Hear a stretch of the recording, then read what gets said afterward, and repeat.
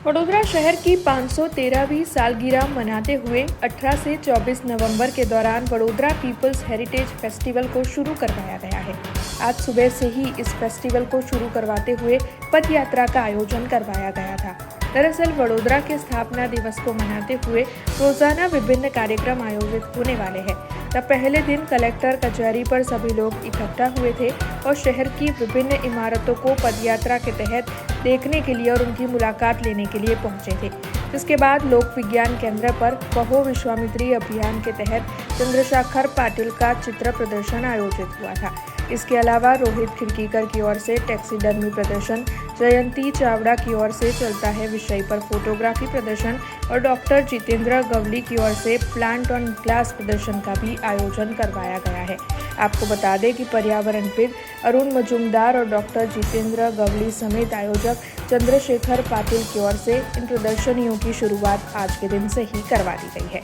Vadodara people heritage festival એ આપણે ઉજવણી એટલા માટે કરીએ છીએ કે આ 513મું વર્ષ છે વડોદરા શહેરનો બનાવવામાં. વડોદરાનો કિલ્લો 1511માં 25 નવેમ્બરે ફાઉન્ડેશન સ્ટોન રાખેલો હરિપુરા પર સુલતાન મુઝફ્ફર શાહ સેકન્ડે. તો એને સંદર્ભમાં સેલિબ્રેશન થાય, લોકોને ખબર પડે કે આપણું શહેર કેટલું જૂનું છે. તો આ વડોદરા પીપલ હેરિટેજ ફેસ્ટિવલ આપણે શરૂઆત કરેલી 2015માં અને અત્યાર સુધી 430 પ્રોગ્રામ આપણા થયા છે.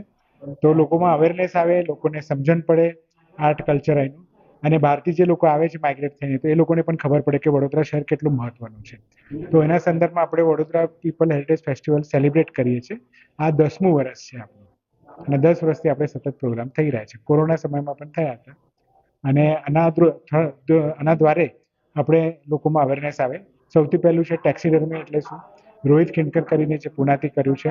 બાઇસિકલ ટ્રીટ કરીને છે એ સુધીર ભાવે સાહેબે કર્યું છે. એના પછી ચલતા હે કરીને છે એક નાટક થવાનું છે અને એક્ઝિબિશન પણ છે. જયંતી ચાવડા કરીને છે એમને કર્યું છે.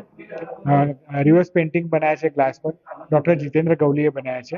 વિશ્વામિત્રી પર મેં પોતે ચંદ્રશેખર પાટીલે એક્ઝિબિશન કર્યું છે. આવી રીતના બધા અલગ અલગ પ્રોગ્રામ આપણે રાખેલા છે.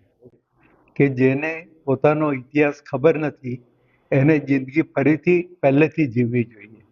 કારણ દરેક વ્યક્તિને આપણા પહેલાં શું હતું, કેમ હતું, શાના માટે હતું અને એમાં કારીગરી શું છુપાયેલી છે, એ કેટલી એડવાન્સ થઈ છે એ જાણવાની દરેકે જરૂર છે.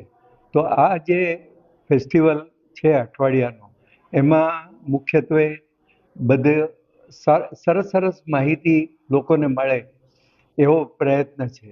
તો લોકોએ એમાં સહભાગી થઈ આવું જેની પાસે પણ કલેક્શન છે એને આયોજકોને મળી અને પોતે પણ એને ડિસ્પ્લે કરી લોકોને માહિતગાર કરવા એ અત્યંત જરૂરી છે. हमसे जुड़े रहने के लिए हमारे YouTube चैनल को सब्सक्राइब करें और नई वीडियो की नोटिफिकेशन के लिए बेल आइकॉन को दबाएं।